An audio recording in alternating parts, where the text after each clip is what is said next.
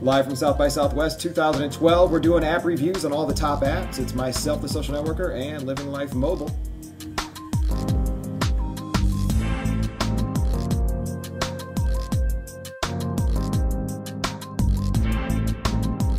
Is there a sound check or no? It's on. That's how it's your sound check. Okay. It's all you. Sound check is done. Sound check is officially done. Are we ready? Yeah. Because I don't need mine. Yeah. Well, you can show the paper of representation. We will. All right. There you go. We'll do. Well, should I pause? Welcome everybody. We are live at South by Southwest, as you can see from the beautiful Hilton behind us. We're filming live against it. The convention center's to the side. It's pouring rain, so flashes of light I can't help you with. It's called lightning. There's no way around it.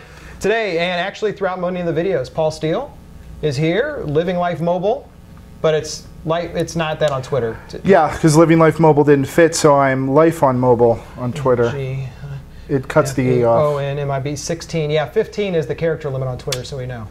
Yeah, so I just didn't like that E cutoff, so I went with Life on Mobile, but it fits. It fits. It fits. So what we're going to do this week is a bunch of sessions, a bunch of videos, but we're going to talk about today two of the apps. We're going to do app-to-app, head-to-head quite a bit this week. These are a little bit different, but we wanted to cover two of the apps that are kicking off. One's a hot commodity, and one of them, well, we'll talk about it now. Let's do Isis. Do Isis first. So we were in line. We should talk about that. Line? Line. We were in the line that went inside the convention center, all the way around, inside. What started where we would enter to register, went completely down the longest corridor of the convention center, around the corner to that wall. The other longest corridor. The second longest corridor, looped back around and went the whole other way back to the registration where we entered. Which, once we got in there... and then once you got in there, you walked in, and then it did 3 small, half of a conference center queues. Yes. And then 4 full conference center queues. From the time we stood in the line till the time we picked up our bag after getting your badge and picture retaken, which I'll talk about in a minute, it was almost exactly 2 hours. My picture was not retaken because I did it properly. They said that it had to be straight on. So straight on, right? I was turned maybe 30 degrees, and she said it's not straight on, we have to redo your picture. But it didn't matter because they still had to print your badge and my badge. Yeah. All right. Which we should talk about better registration process altogether. Why couldn't we scan a QR code? It is 2012. Use a computer and put in like the last 4 of the credit card we used and print out our badges. I agree. I agree. Okay. We maybe have a post on that.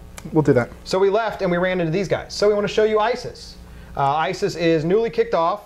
Unfortunately, it's not an app that's out yet. Nobody can get your hands on it. It's strictly, it looks pretty in the picture, but it's not a device. It's a demo. It's NFC technology. Yes. Do you want to tell them about NFC? You know more about it probably. NFC, near field communication. So there is a chipset in the device. What did we know that BlackBerry has it? Yep. With the bold. Android has it on some devices coming. Some of the new ones I've seen. Yeah.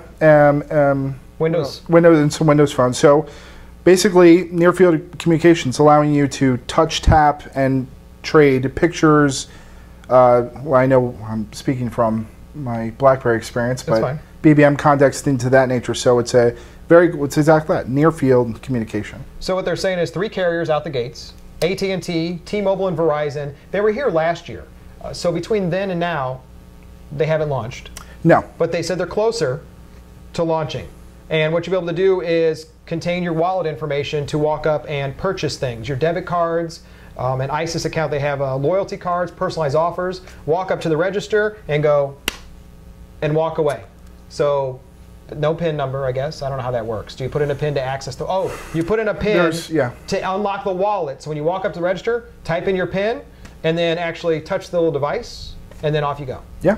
So that's Isis, and they're not here this year. So I don't know what to say. The guy was great. They were super nice. They were had a really great nice. demo. They have a great booth. Great demo. We can't play with that app because it's not out, and they can't even let you test it. No. Because they don't have vendors. And they're not even going to be the app developers. They're completely on the back end side of it. Yes. So, you know, there's a lot of. It looks like there's a lot of work to do. Okay, let's do Banjo. And every time I see it, I think of the TV show Archer. And Archer. I should have brought my phone over. Yeah. Okay, because I have Banjo non-loaded. You've loaded. Remember, I stopped. I've loaded it, and I've actually been using it here during the conference. So it's Banjo. Banjo is social networking, location-based social networking, not check-in, check-out. You're literally using those social sites to coordinate with other people around you. So Banjo.com? Did they really get Banjo.com? did I say Banjo.com? No, but I'm asking. I thought it was Banjo.com. That's a good question. I don't remember. We'll put the link in the show notes. We think it's Banjo.com, actually, but we'll take a look in the show notes. Yeah. So, pretty nice app. We both played with it initially. You uninstalled it. I'm continuing with it. I didn't uninstall. What I did is I launched it and did not go through the config. So we'll take a picture of the original config screen for you and put it on. Yeah. Okay. So, and I think we had some initial questions, which we'll get to. Real nice. So when I first turn it on, I've connected it with all my social networks, and I can connect to Twitter, Foursquare, and Koala if I want to. Koala. That's a funny choice that they picked Koala since they got bought. But, yeah. Okay. Well, now Facebook. Facebook. Again. So it's a pretty nice app. You've got some 5 tabs along the top. The first one is nearest to you, and it gives you a picture or what picture they have in their Twitter feed, Foursquare, whatever feed that they're using. Their profile. Their profile picture. What if they're different? Well, I think you can.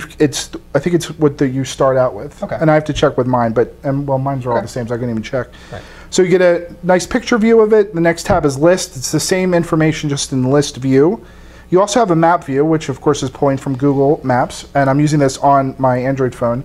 I haven't tried it on. A little spooky. Did you tell them it's a little spooky the first time? Yeah. So when we first logged into it, well, actually when I first logged into it, and I went to the map view immediately, I saw these people, and it didn't click in my mind right away that those people on Twitter were sharing their location as well as Foursquare. You should say you were at home. And yes, I was at my house, and I was a little like, okay, did I just share my location with these people? But I don't have that, of course, clicked on my Twitter feed, so I'm not sharing it. But the people that were that I saw obviously were.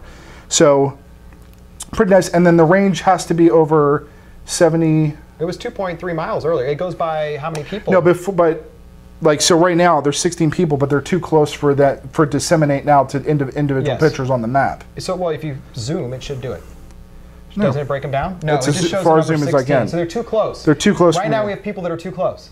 So we don't know where they are, but it shows 16 within how many feet did it say? Apparently they're all in the hotel. But it could be. I thought it was like 70 something feet. We don't know the exact number, but we've heard there's going to be upwards of 15, 20,000 people for interactive. There could be 73 people in this hotel. Oh, no doubt. Right. No doubt. And that I have to find the criteria that either checked in with Foursquare or sharing the location with Twitter, and the same with Koala. Or Instagram, I heard. Didn't someone say Instagram? I didn't see Instagram as my available things. Okay. So tab map view. The next view is social, where you can connect to the different social feeds, which, I'm sorry, Facebook. I missed that. So check in on Facebook, Twitter, Foursquare, and Koala. Which is Facebook. Yeah. Well, so 2 Facebooks and 2 others. Nice mixture. So you can actually log in or connect to the social network you want to, share with, and then finally is a profile where you have your profile information, and of course you can share or what you have connected to your network. So I can actually go into here and I can see things like chat with some people, which we learned today. Now this is so now we'll jump back out of the demo and we'll talk about so people are asking security. So first of all, you're publicly sharing your location. So we're seeing people we're not connected to, possibly. Yes. Well, I'm not connected to a lot of those people, and I'm seeing their avatar. So they're publicly sharing the location. Yes. That means you've already done public, so that's not a question.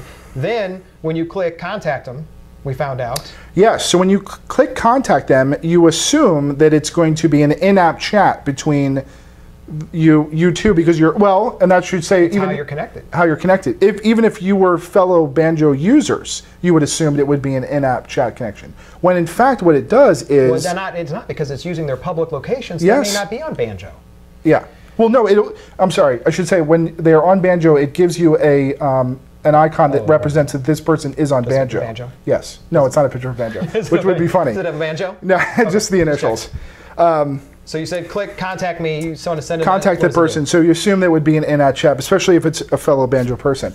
It actually uses Twitter and sends DM spam. Well, that's not just spam. We should say it says. It says that this person, Paul or LivingLifeMobile, would like to share this app with you. So it really does not. That's crap. Start a chat. It really wants to say, hey, download this app, which you have to understand. They're trying to get it out there. Right, but also didn't it also say like someone wants to meet you and then gave them the Banjo link too? Oh, and that's if you are not connected to that person on Twitter, then it would almost do an invitation and say download Banjo before we're ever going to, you know, do But what we could find so far is that we found, and we do a ton of usability, there's nowhere to configure that. We can't control it, and we didn't even see it as a preference. No. And of course, we're going to use it. I'm going to use it throughout the week. We'll see how it goes, but I'm back and forth on it. So there's aspects that I like about it, but there are things that I'm not quite sure about. And when you first set it up, it asked you to not only have a Banjo account, but to connect your social networks. I remember that. It's on the original screen, is connect your social networks. Yeah.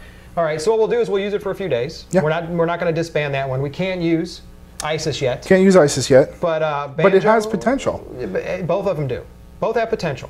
Because it's now it's aggregating location networks into an interface to show you who's close. What would be cool is eventually if you can get an idea of what did it say? Something you have in common? No, that's the other one. We'll talk about that app later. That's the other one. That app's coming up later on. So if you want to see the other apps, check them out later. We'll put the links to the show notes for the apps that we talk about during the week. And who knows where we'll be filming next. Yeah. Because it may not be this pretty, because it really sucks outside. And probably have a lot of loud ambient noise. A lot of ambient noise. All right, it could be anywhere else. All right, everybody, we'll see you in just a bit, and that's one of the first app reviews from South by Southwest.